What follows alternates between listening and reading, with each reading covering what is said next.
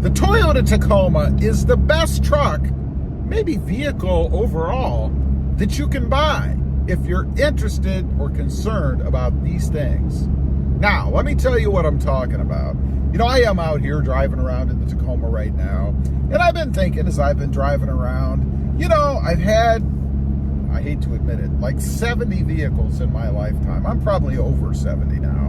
So I've experienced a broad range of different vehicles, from cars to trucks to SUVs, you name it. I've had some of all, and many of the mid-sized trucks. The Ford Ranger, the Chevy S10, the Nissan Frontier, and of course now the Toyota Tacoma. And I have to say, the Toyota Tacoma is the most reliable one that I've had without causing me any issues, having little hiccups, or just getting sick of driving it. You know, I'm pretty fickle when it comes to vehicles. I admit it. That's why I've had so many. After a while, I've just got to get something different. Typically, I go to a different maker of the same basic vehicle, like mid-sized trucks, for example. That's why I had the S10, the Ranger, the Frontier, and then ultimately the Toyota Tacoma. And I've got to say, of those other trucks, the only one that I've ever gone back to is the Toyota Tacoma. I only had one Ford Ranger that I can think of, one Chevy S10, and one Nissan Frontier. I've had 6, I think, Toyota Tacomas. So yes, I am a Toyota Tacoma enthusiast. I always go back to them. And at this point, I really can't see ever going to any other mid-sized truck. And that's even if maybe the redesign that comes out is not everything that I want it to be. And for these reasons, you know, first of all, I know I'm going to get a reliable truck, something that I'm not going to have to be running back to the dealership for. Now, I know a lot of you are going to say, well, yeah, but if you buy a new truck, you're going to have warranty. It's covered, so who cares? I care. I don't want to spend my time sitting in the dealership. You know, the way that I look at it, the time that I have to spend to buy the truck originally is more than enough time that I ever need to spend in the dealership for anything else. I don't want to add to that. So yes, while it is covered by warranty, I don't want to spend my time exercising that warranty. Annoying little things, you know, like rattles and squeaks and things that don't fit right.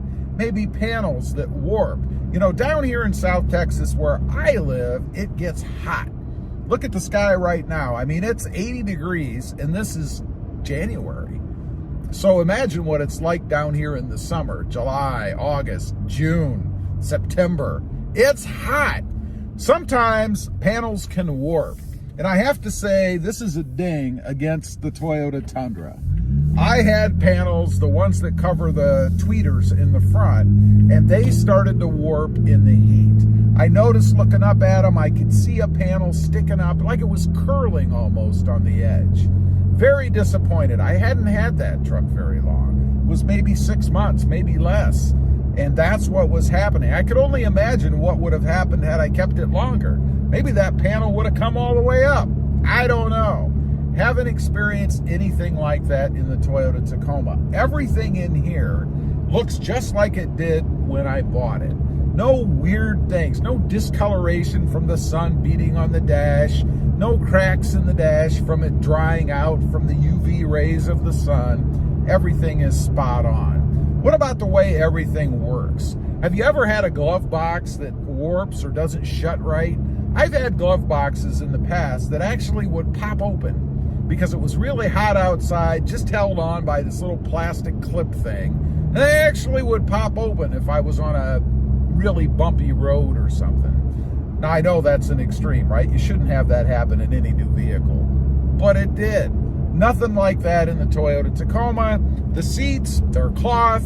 They're not really the most eye-catching things in the world, but I haven't had any issues with them. There's no wear on them. Now, let me add a little caveat to seats while I'm talking about them. I did have leather seats in my 2020 Toyota Tacoma, and they did wear. Most of it was my fault. Wearing shorts that had a screwed up button on the back, that rivet thing, I actually tore the seat. But that's on me. That's not the truck. I also scratched it with that. But still, nothing like that in the cloth that I've had. I'm wearing those same shorts now. Well, not the same ones, newer ones without the torn rivet. But frankly, my pocket always pops open. My wife always gets on me about this. Why is your pocket undone? Because I'm scraping in and out of the truck and it pops that button open, and then that rivet, which isn't bent yet, fortunately, does slide across the seat. I don't have any issues there, no wearing, nothing crazy like that. What about the rest of it? Squeaks and noises like that from the suspension. I don't have any of that. I remember having old trucks. You'd go over bumps and things, the bed would articulate, the springs and the shocks and everything else would move around, and they would squeak. It used to drive me nuts. And you never can find that. If you're looking to fix it, good luck. You know, you hope to get underneath there and spray a little WD-40 or something on it and have it go away. It never works. You never can find it. Who knows what it is? I think there's a little troll back there going just like that. I don't know. Engine-wise, running-wise, with the addition of the pedal commander, of course, it's fantastic. It's got good power. It goes when I want it to go. It starts when I want it to start. It runs nice and smooth. One of the biggest pet peeves I have about any vehicle is when they don't run smooth. In other words, when you're sitting at a stop or something and it's vibrating. I had a Honda Civic, or not a Civic, it was the SUV, the CRV, years ago. And I looked over because I could feel it running rough. I just happened to glance over and I could see the seat next to me doing this, kind of moving a little bit. Honda had a problem, some sort of problem with that year. I think it was a motor mount or something, I don't know. But that drove me insane. I didn't have it for much longer after that because frankly, I couldn't stand it. It drove me nuts. Nothing like that in the Toyota Tacoma. Runs nice and smooth. Probably the only knock I could give against the Toyota Tacoma is its fuel economy. I mean, when I look at that right now, I'm getting 16 miles per gallon, and that's pretty good for me.